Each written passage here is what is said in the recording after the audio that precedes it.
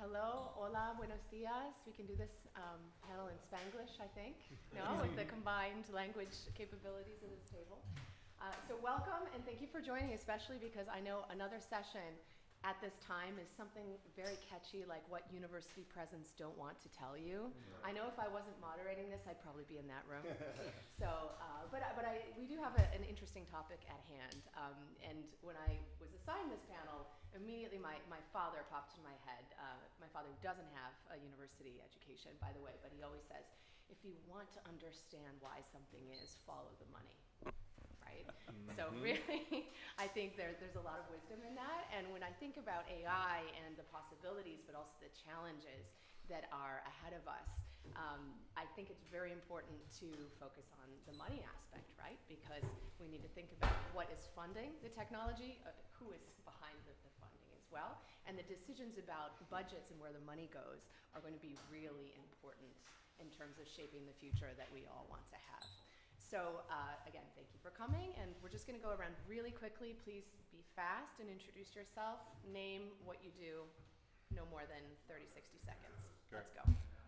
Happy to be here. Morgan Battle, Managing Director of Tucker Capital. We are a strategic investment bank that's been around since 1982, and we focus on education exclusively, probably for the last 3.5 decades. It's a mix of strategic consulting and M&A advisory. We work with large systems like Southern New Hampshire University, National Geographic on strategic initiatives, and we work with emerging growth stage companies looking to find partners in the marketplace. So, Hi, I'm Fernando Valenzuela from Mexico. I work in all of Latin America. I'm the CEO of a company called EdLatam Alliance, which is the largest open innovation network in the region, and we basically transform and build universities and schools from scratch and digital transformation. Alexander Schindler. I'm currently a senior advisor for financial institutions and designing business strategies for those. Have been on the board of an asset management company in Germany, assigning basically 6 million clients on a global basis. Eddie Lopez, founder of just a private investment firm, Columbus Avenue Investments, and I'm on the international advisory board for SEC. And we invest pretty much industry agnostic, but we have a lot of focus in healthcare and taking a look at using technology in education and AI. So, hi, I'm Al Numan. I'm an entrepreneur by nature and a board member at New World International School, located in Muscat, Oman. Our vision and ambition for the school is to build a holistic learning approach, which isn't available at the country at the moment. Okay, great. So this is interesting. It's a bit of a motley crew. We have an interesting mix of universities and K through 12, investors, M&A, the money people. So I think we'll get a variety of perspectives. Great. But starting with you, Morgan, because you work kind of across all of these people. What would you say that the smart investments are right now when it comes to AI? What are you seeing? Where's the money flowing? Yeah, well, your dad was 100% right. Money follows energy and opportunity, and when you see it flowing in a certain direction, it's smart to pay attention to it. I think as it relates to AI, there's a big difference between smart money and passive opportunistic money. I think everybody doesn't want to miss the boat. So private equity, venture investors, they want to get involved in AI in some capacity. And I think entrepreneurs, if you don't have an answer to AI, or you're an incumbent and you don't have an answer to AI, you're going to be left behind. But I think ultimately the difference between the smart money and the passive opportunistic money are those that understand that there are not defined business models right now. There are not innovative strategies in investing that's going to change the game. It's around finding smart people, backing them, and being savvy enough to sit back and be flexible and to stay curious. And all the speakers this morning corroborated that. But it's around people who really understand that we are in this inflection point in AI. And as such, we need to let it develop a little bit. And the prognosticators, we never really listen to them. We certainly don't think of ourselves as prognosticators, but it's no different to what happened was going on when COVID set in. Everyone had their own opinions on how the future was going to play out. Most of those opinions did not end up being sound perspectives. So I think we have to be patient, and the patient investors are looking to find really smart entrepreneurs and giving them the space and the time to figure it out and not apply undue pressure. A lot of wisdom in there, I think. So how then, if you're an investor or if you're running an educational institution, you have to make an investment in AI, how do you separate the wheat from the chaff? How can you really tell that it's not just some AI plug-in that really you could do with open source ChatGPT? How do you determine that the AI is reliable? So one example that comes to mind was all of the investment in the world that went into the plagiarism detection tools, which then we discovered are really not that accurate and they have a lot of bias. And so you think about those two examples. One is when it's really just a bolt-on tech that's not deep IP, right? And there's nothing really there, or cases where it's just not good. So how do we make those decisions? Maybe I'll throw this one over to you, Eddie, because you're a serial entrepreneur. That's a great question because, again, for us, especially, I think when you're an investor, you're either, at the level of like the Saudis with their sovereign wealth fund that are making a massive investment into AI, or you're kind of in that smaller, playground kind of where we are kind of, with these emerging technologies. And so it's really, really important for us because we can't drive and shape the market. So we have to be very smart about picking what's actually real or what's just, hey, somebody's able to throw something together and put on a good show based on the reaction. Again, everybody's like, oh, we don't want to miss the boat. This is a big, thing that we've got to address. And so we go out and try to get everybody excited about the money. And I think we're going to see a lot of things come and go, obviously, and that's part of the natural process. But for us, it's really about trying to get really good, reliable people, coming to things, events like this and learning more. It's just things about education, right? You need a broader base of understanding so you can evaluate things the right way. And like you were saying, just be a little more patient, right? Maybe that Apple approach, let somebody else, take the lead and then come back and, and do it better, faster, and smarter. But for us right now, we're just really relying on that balance between the experts, the so-called experts in the field, which, are being formed every day because it's evolving so much. And then balancing that out with, you still can't get away from, you need the right people running the company and have good operators and a good vision and those partnerships that you think can help make it successful. So kind of what you're both saying is maybe the first mover advantage when it comes to investing in AI is overrated. Yeah. And from our perspective, we're telling a lot of our early stage companies to hold off on taking on investment for as long as they possibly can. To wait and let everything sort of settle down and then find the really good investors, the partners that are going to help you develop the asset. So Fernando, you represent or work with a lot of institutions that are trying to transform digitally, right? And I'm guessing that making decisions about where to spend their money on technology is part of that. So what advice do you give them considering everything we've discussed so far? Yeah, so I would say there's many dimensions to it. First, we're seeing that it's easier to build a new institution than to transform one that already exists, which is a significant challenge. So we're seeing flows of money from people that used to fund universities, used to help these universities, and now they're saying it's easier probably to build something new. The second element, and I would probably add this international dimension, has to be with the flow of talent. If you look at the amount and the density of engineers that are building artificial intelligence, data, all of that, you see a concentration in, certainly not in emerging markets.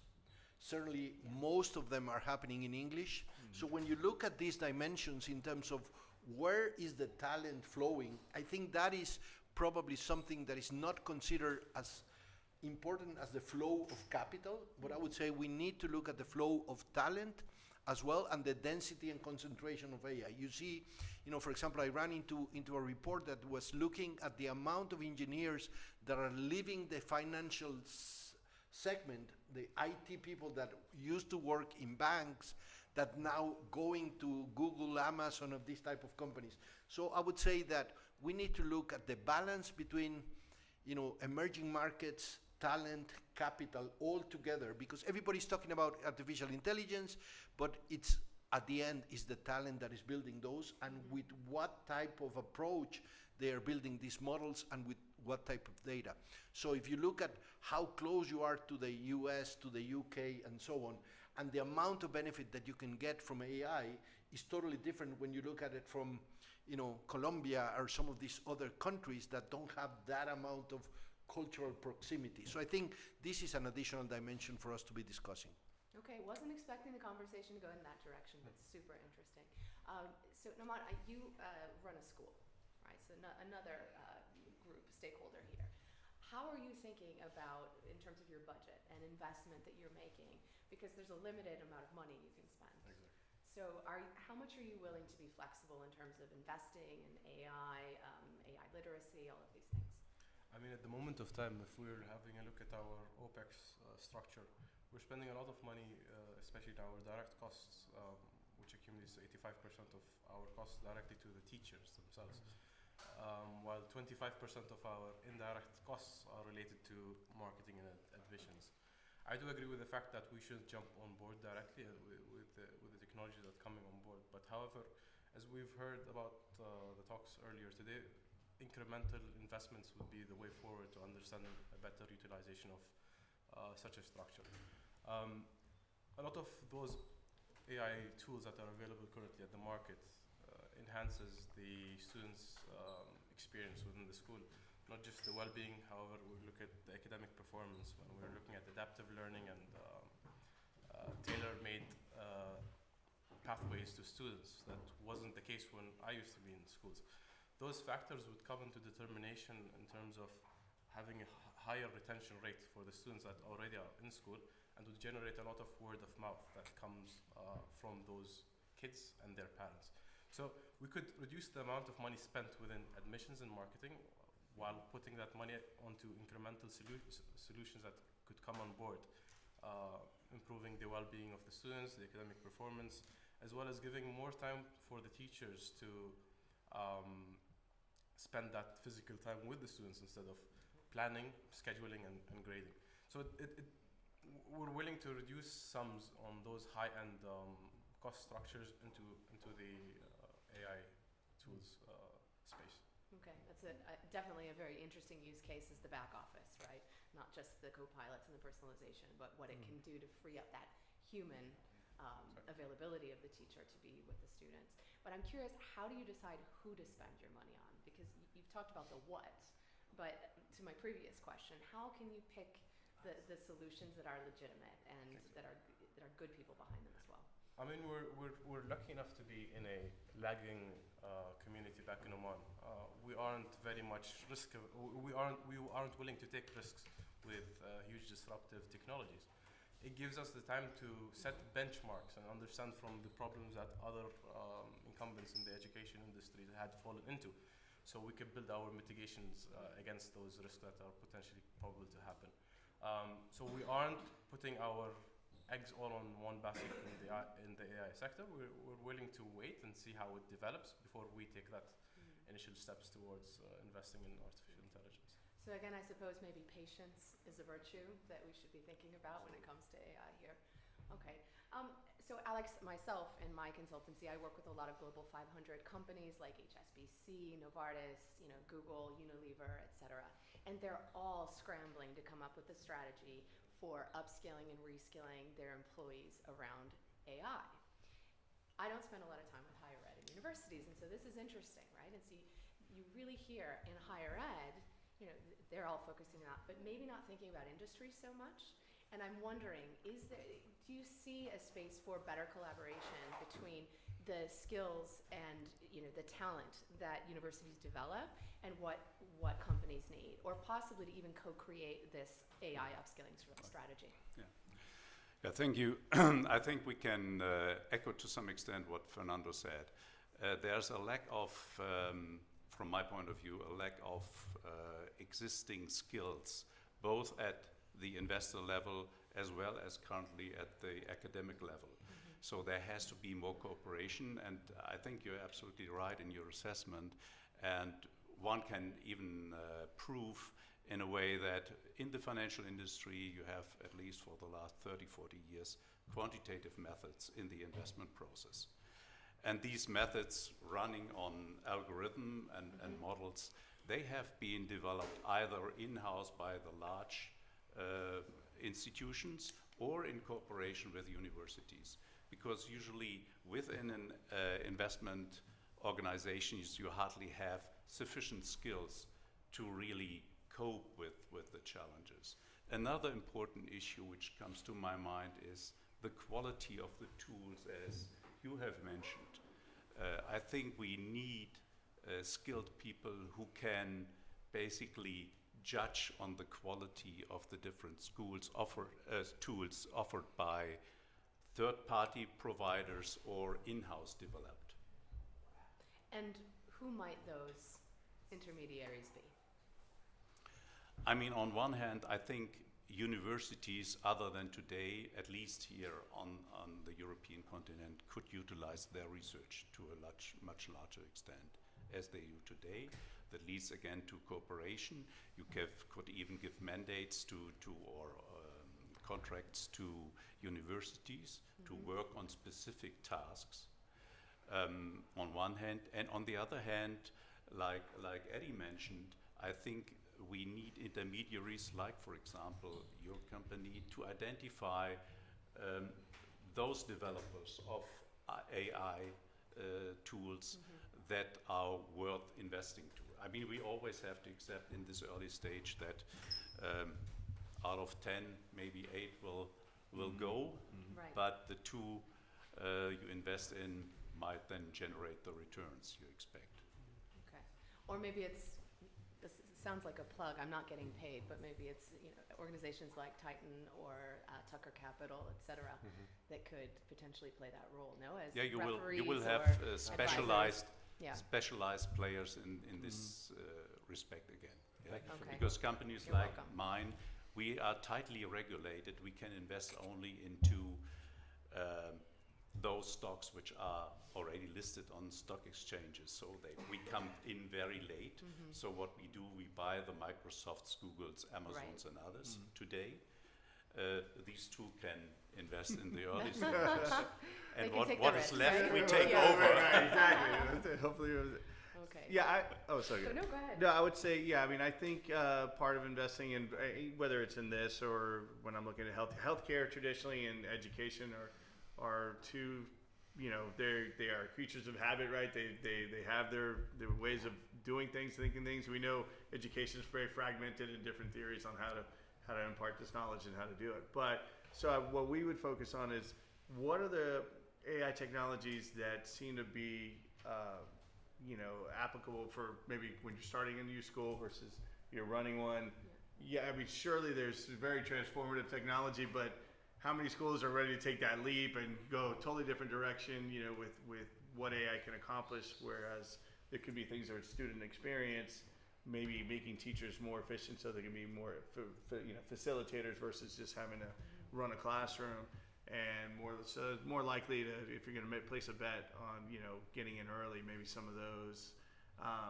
And it's always that balance, right? Because where investment goes, that might ensure that that's the AI technology that becomes prominent and becomes sticky, and then if there's something better comes along, it's too hard to switch to it. So that's always the danger there, also is missing something else. Fernando. Yeah, one of the things that I wanted to complement is that we are seeing more and more than the boundaries that were traditionally between education, health, financing are beginning to blur.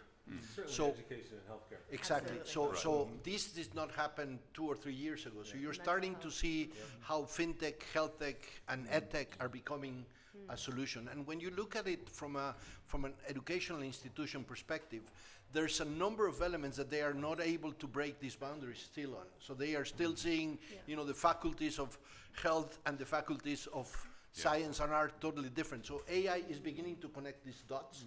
The capital should flow on that. And the other element that I wanted to bring is the level of waste that happens in the education systems. So you waste time, you waste space, you waste information, and you waste human talent. So when you look at it and you put it through the AI eyes, if you connect healthcare, fintech, edtech, and you reduce waste, the level of return that is going to happen in the education segment is going to be maximized. So you're going to have return on time, you're going to have return on information, you're going to have return on investment, return on learning. So there's many other dimensions that are probably not as evident. It makes me think, I don't know how many of you were listening to George Siemens, the last talk, about kind of the shift in this AI world that we're in now from to ontologies, right? And kind of relationships. And so silos are not our friends here. And so to think about how different, even areas of investment can be connected, I could potentially unlock a lot of opportunity. But thinking as well of new revenue streams, right? Because I know particularly universities are kind of scrambling right now, being disrupted. And it occurs to me, maybe you want to answer this, Alex, could potentially this partnership between universities and, say, industry or schools, et cetera, become a source of new income for universities? As I said earlier, I definitely believe, and it has to be an important source of revenues for universities. I think you could even imagine that universities spin off certain capabilities and have investors participating, taking a share in those enterprises.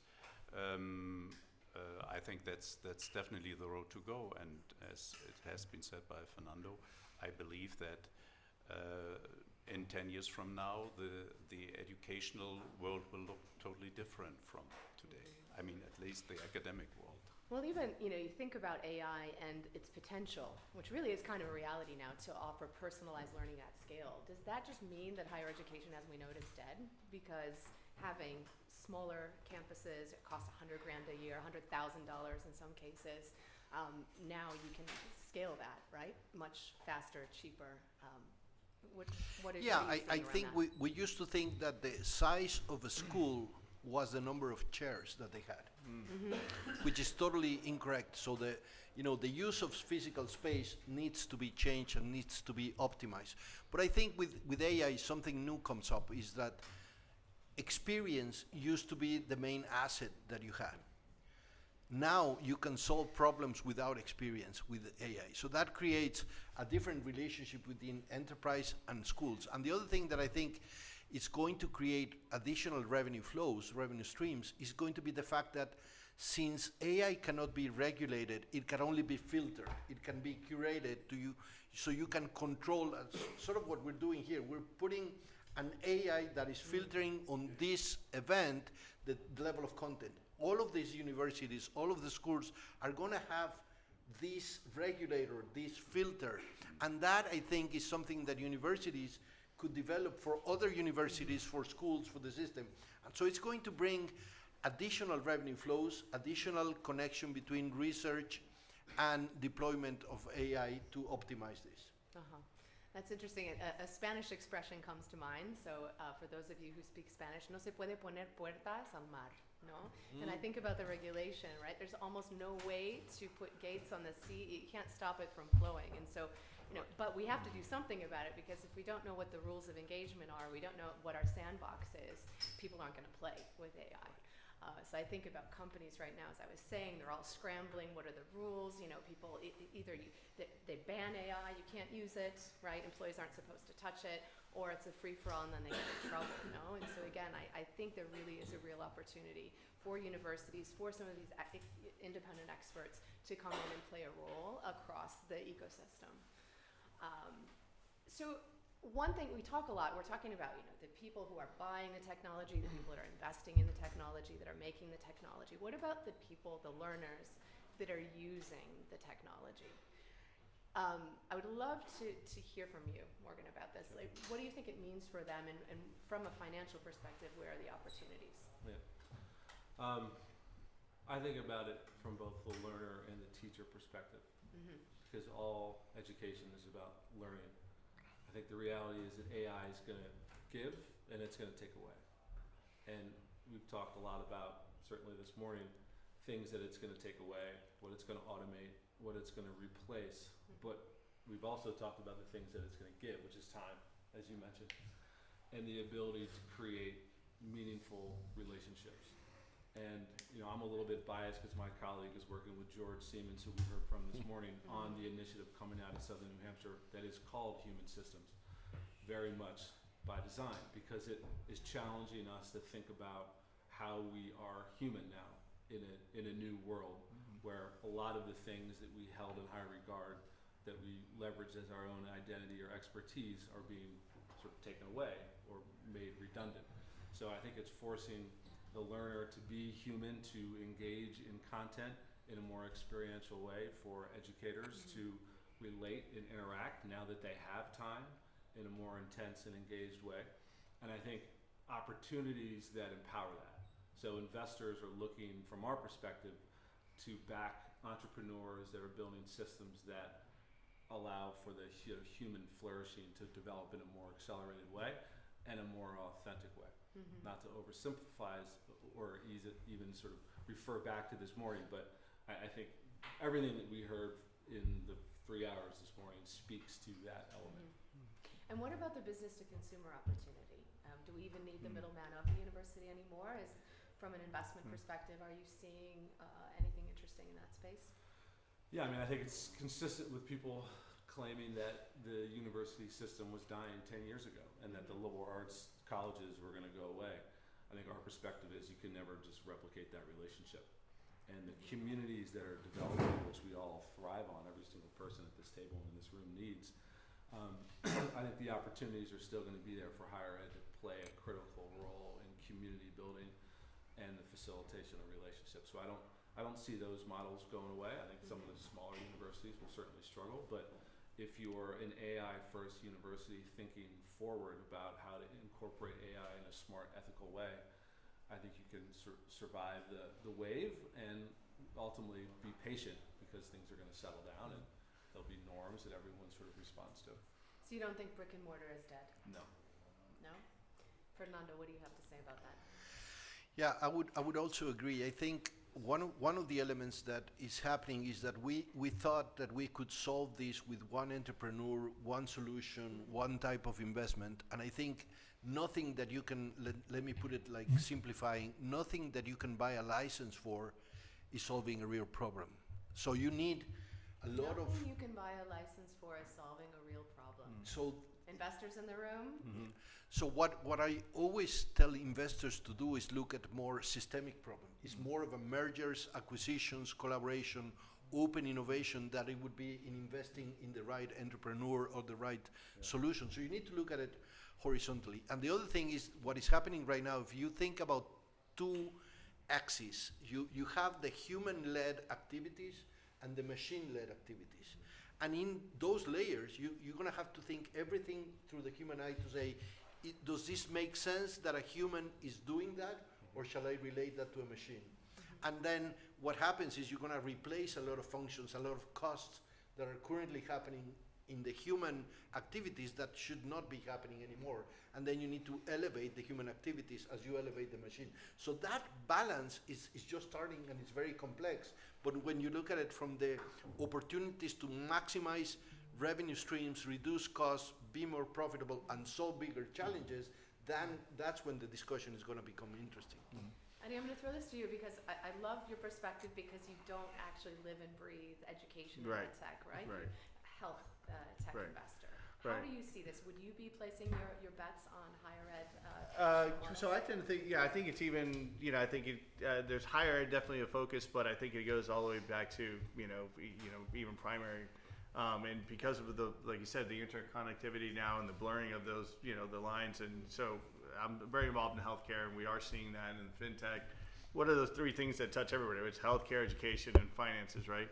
And if the benefit of using AI is to change a young student's mindset from just having to go to school, put his uniform on, take in knowledge, regurgitate it, to opening up the ability to be more creative and understand what it is to be human and what their purpose is, then I think I would focus my investments on what are the technologies that are encouraging that behavior, because the time where you're going to just get a job, work at it for 40 years, retire with a pension, that's gone. All right, everybody's, so what is it to be human? We're so successful because we are adaptable, and we can live in any environment, and we've found a way to, overcome all kinds of obstacles, and that requires creativity, and a lot of that has been driven out with the traditional educational model, and we've seen these silos.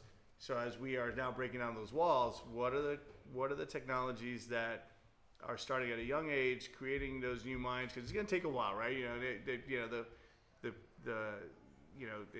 These industries are slow to change, but technology does accelerate. It puts that hockey stick on change, some for good and bad. So, but what are those technologies that are going to release that creativity to, as we transfer more things to machines, Okay. allow us to solve the real problems, right? So as I you're said. bullish on early education, interventions, mental health, Yeah, right? yeah. Where would you be placing your bets?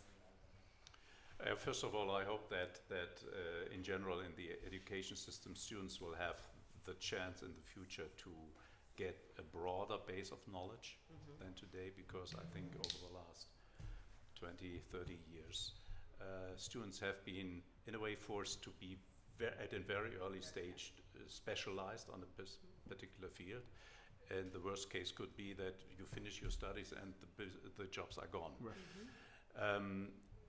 Just a word on the human aspect, which has been discussed this morning. You mentioned it as well.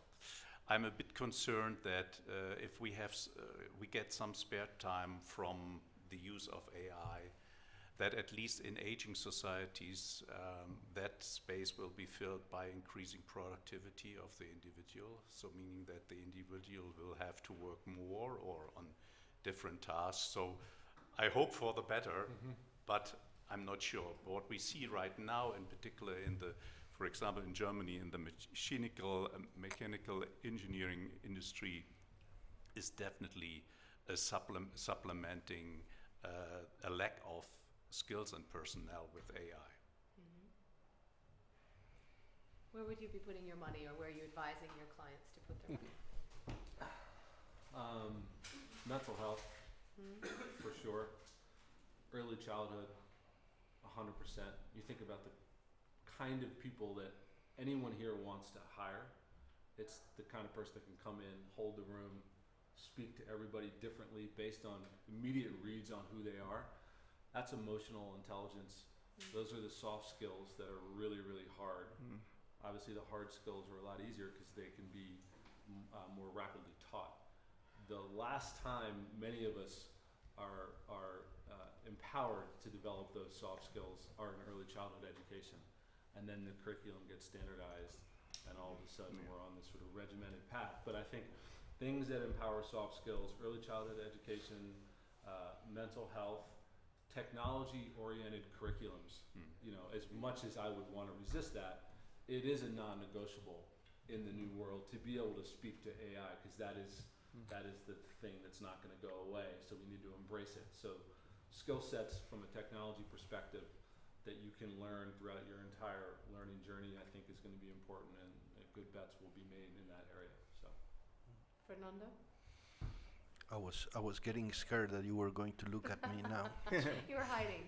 I was trying to hide. Yeah. I think. Yeah, please. I think this is not going to come from the traditional perspective. I was looking at the gaming industry. If Fortnite was a university, it would have 70 million students, and it would have 300 hours average use. So I think what is going to happen is a crossover between entertainment, health, education. I think we missed it on the engagement. I think we think that education should be boring, and I think that is going to change radically. So I see that it's coming from the outside. So, Uber would not be looked at it by the taxi drivers. I think education is not looking outside for this type of innovation, and that's where I see the combination between AI and other human endeavors that is going to transform us. I think that's a great point, because when you're young, learning is fun, right? And at some point, it becomes not fun because you don't get to be creative, but when you have these programs that can gamify learning, I've seen models where, you know, the children left to be independent, you know, you would think, you know, humans tend to be lazy and they won't, but they actually are more advanced than their peers that are in more traditional education because it's fun. And meanwhile, the AI realizes, oh, they need some more development here. They've mastered this skill. I don't need to keep repeating that over there. We need to have them work on this. But because it's fun, they do it voluntarily and they become more advanced. And then I think what you'll see is when they're older too, where do you invest? Where are people voting with their dollars, right? So if they are understanding, hey, this technology or this school is going to empower me to be able to adapt and be successful in different fields or whatever, or lifelong learning, I can come back and they've got an accelerated way because they know how I learn, and they've got programs for me to, you know, switch careers or do whatever. Those would be the technologies. And I would even add to that. I mean, a lot of the growth stage companies that are getting a lot of traction in the marketplace that we're around are the game-based learning companies, and it's not just early childhood; it's K through 8. I think Fortnite is a really great example. It's banned in my house as of last week because it's just absolutely pervasive. But there's something. And they actually follow that? 'Cause Yeah, I mean, it's been a little bit of a resistance over the last Once week. the kids are in the garden, they Then you will teach them to become hackers. Exactly. Right. Yeah, there They'll find are a way. times where I came in and my son was sort of sneaking in the corner. But if you take the principles of Fortnite, the engagement, and you actually use it for good from an educational perspective, which some assets are really doing right now, but I think those kinds of platforms hopefully are more. I think you're right. available. What you said before, we missed the boat on engagement, though, 100%. But there are some, you know, there are outliers. Like I think of Duolingo. I think it's a great learning experience. That it's effective, but it's also fun. However, I think we need to be very careful. Education is not the same as entertainment. And learning is hard, and it's a marathon sometimes. Let me It's just a different one. And putting a leaderboard on something, you know, for workplace learning. just give me one point. The question that you ask students the most is, when is this torture gonna be over? When are you finished with learning? Yeah, And you don't ask that in Fortnite. No, that's true. Right. Point made. Yeah. good point. So any more free investment advice from this panel? I mean, the factor of adaptability is something really important to look into, both for the educational institutes as well as for the students that are going into a more complex life, not just in terms of the workplace as well as the geopolitical issues that are going around and how they could build themselves up as themselves, rather than being monitored and controlled, swayed away with the technologies that are available, that are coming up as well. Yeah, well said. Okay. I would also say, you know, George's word of caution or urgency that universities need to be AI first. I think entrepreneurs and growth stage companies have to have AI as part of their value proposition, or they just won't be taken seriously. And it can't be a bolt-on. No, it has to be legitimately defended. But I've had investors come to us and say, great asset, but they had no response to AI. They could have just had 2 pages on the back and sort of educated themselves on how it could tie into their platform down the line. But because they didn't, they were taken off the table. Or sometimes, as you were saying before, Fernando, maybe the easiest way is just to tear it all down and start over. No. Okay, so we've got a few minutes for questions, I think. This gentleman here. So I had a question, listening to all of you and what you said about universities. So we have a Center for Business Innovation that's educating people that need to understand AI. And the question is, we've had a couple of investors have said, well, why don't you spin it off? Why don't you just spin off some of your university activities into companies that then can provide a service? We've been talking more about companies that provide services to universities, but potentially could universities spin off, or would you look at that and say, oh my God, the universities are coming from a different point of view? In other words, is that, you know, as you think about AI investments, will that be an opportunity or an avenue? Do you want to answer that? Yes, I 100%. think And that's already happening. Right. So I think there's no question. I think there was a lot of resistance to universities taking risks. Certainly that is the ecosystem of universities.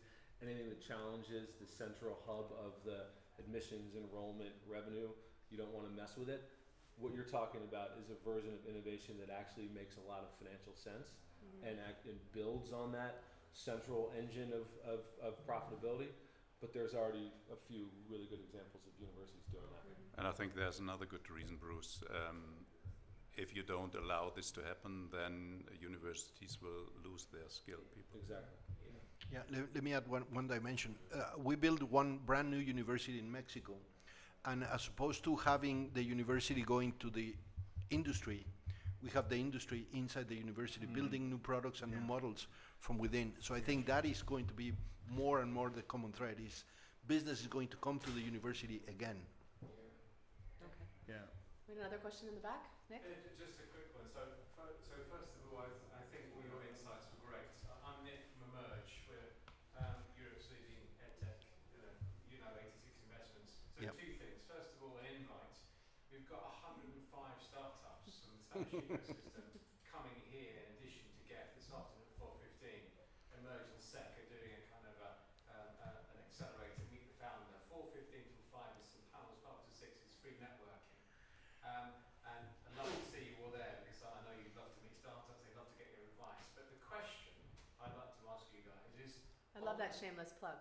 That was really well done. It's part of GEF. It's just to make sure that they're not part of the conference. They're all coming here at 4 o'clock. So, all from the But your Spanish question? ecosystem. Question. A perennial question on investors' minds and startups' minds is can AI create a moat? And whether investors are divided, but every founder I meet is trying to tell me how their use of AI is defensive and is a moat. What's Can you your perspective explain on that? what a moat is for those of the audience that don't speak English as a first language? Something that a moat is a concept that gives you, as a startup, something of defensibility that others can easily copy. So it gives you a competitive advantage. Do you think AI can be that, or is that a red herring? I'd love to know your perspective. My perspective is I don't know. Yeah, I mean that's one of the things that I think we as a group are waiting to see, because you can see a lot of reasons why it's actually not possible to create a defensive position. But I'm sure there's smart people, much smarter than me, that would make the case that that's wrong. I would have certain doubt, because I mean, you listened to EU regulation this morning.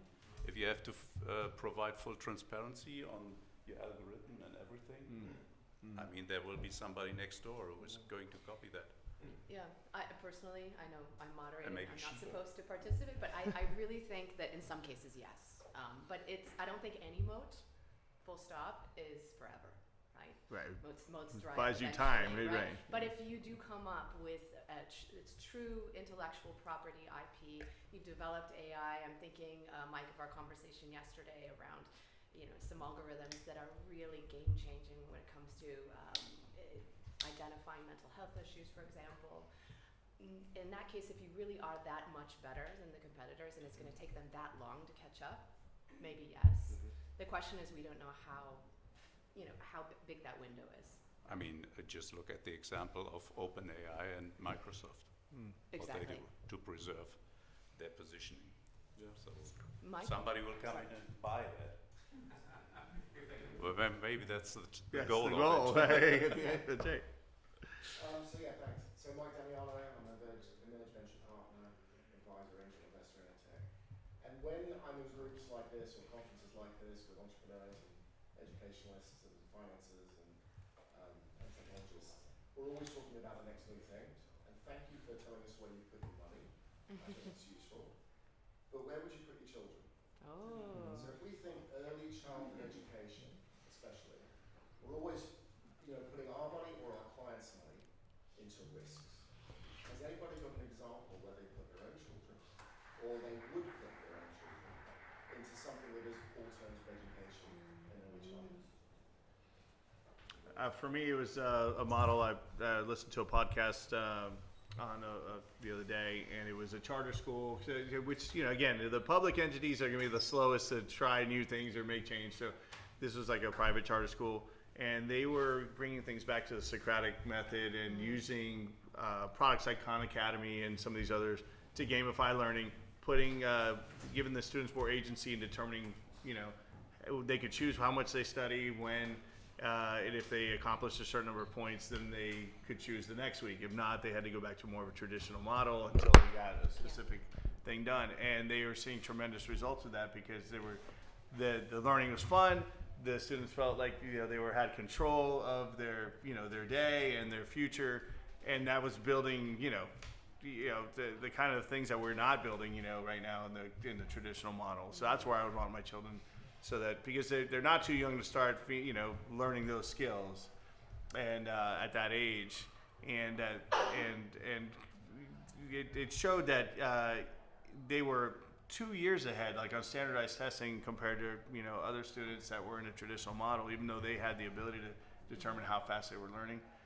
So to me, that was a great use of technology, and that's because I always tell my children, the main reason I send them to school because I have a degree in education, so I could just teach them at home. They're there to learn the life skills and the interactions with other people, and those what it is to be human, how to read somebody else, how to really function in society, and so if we can get back to more of that versus just trying to fill their heads with information, that's what I'd be looking for. I've got 2 teenagers, so the question of where I want to put them right now, I'm not going to give you an honest answer. But in terms of schools, honestly, I would take a huge risk if I could, and the problem is I can't because it's not available. And one of the reasons it's not available, I live here in Spain, is there's such a pressure from a curriculum standpoint that even the schools that want to innovate, they are so limited in what they can actually teach that at the end of the day, they're forced to be traditional. It's a real problem. And I think that's true of most. I think that's places true in the world, in most of Europe, and we should unless not you homeschool, but then you don't forget get the those social. who Right. cannot have I access. would like, it's a little difficult for me because I have my son in the room, but I think I would. Where's the sun? So, but the one thing that I would say is that you cannot outsource that to any school. So I think you need to complement, and the challenge for us is to design meaningful experiences that connect you with different cultures, with different areas, and find what is it that engages, and where is that person going to thrive. So I think that is a responsibility, not only to say the school it's only an X% or whatever. Okay. I think that's a wrap. Thank you. Muchas Thank you. gracias por venir. Nos Thank vemos a las 4,